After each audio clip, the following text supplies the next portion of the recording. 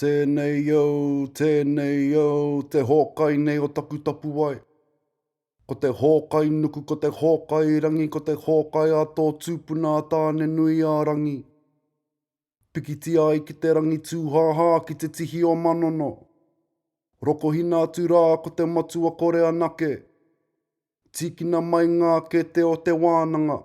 Ko te ke te tuauri, ko te ke te tuatea, ko te ke te aronui. Ka tiritiri a, ka paupau wā. Ka puta mai iho ko te ira tangata ki te whai au ki te ao mārama tihei Māori ora. Beginning to decolonize our minds. He pātai ki a koutou katoa e whakarongo mai ana. A question to you all who are listening. What does it mean when we say our minds are colonized? And how do we then become aware of this so that we can begin to decolonize our minds? Mōku ake, before we can begin to decolonize our minds, we must first examine what influences our minds, how this is connected to colonization, and how this informs how we perceive ourselves and each other as tāngata Māori. It is important to remember that the name Māori originally meant normal or natural. An example of this is the ingoa Māori for fresh water, wai Māori. This kupu has changed over time to represent the ethnicity and sometimes cultural identity of ngā tāngata whenua o Aotearoa. However, as we begin to discuss the haerenga or journey of decolonization, we should also be aware of how that kupu came to be used and how we can use it to define or describe ourselves as a collective and simultaneously look to our specific whakapapa as members of hapu to form our identities. Prior to colonization, our tūpuna lived in societies that centered being Māori as normal, or to use the kupu in its original form, natural. This meant that the Māori language, thoughts, beliefs, values, and ways of doing were framed by society as belonging, as part of the accepted way of doing.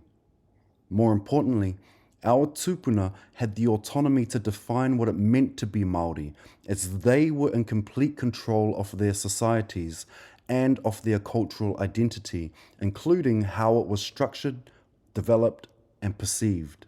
While each hapu and iwi had their own cultural idiosyncrasies that were informed by their specific geographical location and whakapapa, there was no external perspective from another culture that defined what it meant to be Māori or how to be Māori. As mentioned in episode 1, Pākehā colonizers set out into the world with an attitude of superiority and the assumption of rights to dispossess indigenous peoples of our resources based on the sense of superiority.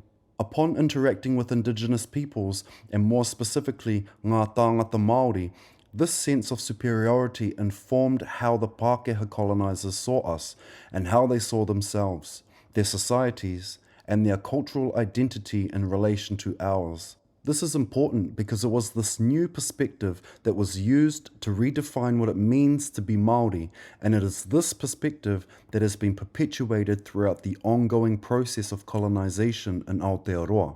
The dispossession of resources from indigenous peoples requires a multifaceted approach. This includes the military to invade, social structures such as government and institutions, policies and laws, courts, and a police force to uphold them, a population to inhabit the dispossessed land, and other social institutes like schools, healthcare, and hospitals to uphold the control of the dominant culture and peoples over the indigenous peoples. What it also required is a social narrative that explains and justifies the need for colonization to occur, and thus the validity of all its facets to remain on the land. This creates a social cohesiveness for the society of colonizers that reinforces that sense of superiority. It reinforces the hierarchy that places one group of people over another, inferring that this is the natural order of things. This narrative is created by the colonizer about the colonized and draws on racist and negative stereotypes about the colonized that paint the colonized as inferior and the colonizer as superior. These stereotypes permeate nearly every aspect of the colonizer society and are framed as the truth.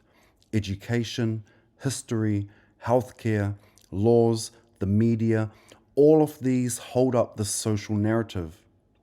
Because we are forced to live with the colonizer society, tāngata Māori are also subjected to the social narrative, this external perspective on our cultural identity. Multiple generations of tāngata Māori have been educated in the colonial education system, which undermines the validity and function of our culture and societies. We have grown up watching ourselves reflected back to us in films and in the media. We have experienced and continue to experience institutional and interpersonal racism. The dominant culture continues to assert the right to define what it means to be Māori, what Māori do, how Māori are, what Māori are capable of, and how we are able to express ourselves as tāngata Māori within the colonizer's society.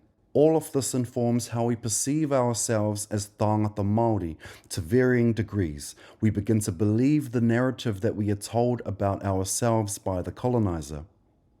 Our tūpuna didn't navigate here by the stars, they drifted here by mistake.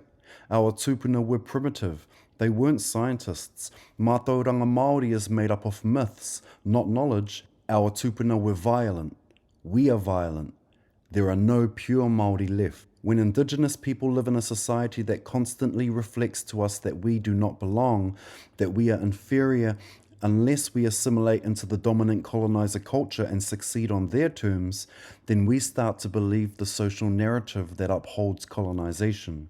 We embedded this negative perspective into our own identity and make it seem like it is ours.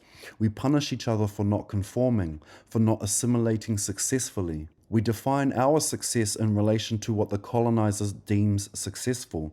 We become sexist, homophobic. We mirror the oppressive actions of the colonizer in our own actions towards each other. We implement the colonizer's values and protocols into our culture and call them our own. It is said that colonization is successful when the colonized takes on the beliefs and opinions of the colonizer about themselves and upholds them, in turn oppressing themselves. As tāngata Māori, we have all collectively experienced and continue to experience colonization in varying degrees, both of which have had varying effects, from tangata to tangata, hapu to hapu, and iwi to iwi. And so, to begin to decolonize our minds is to first be aware of what we have been taught about ourselves by the colonizer.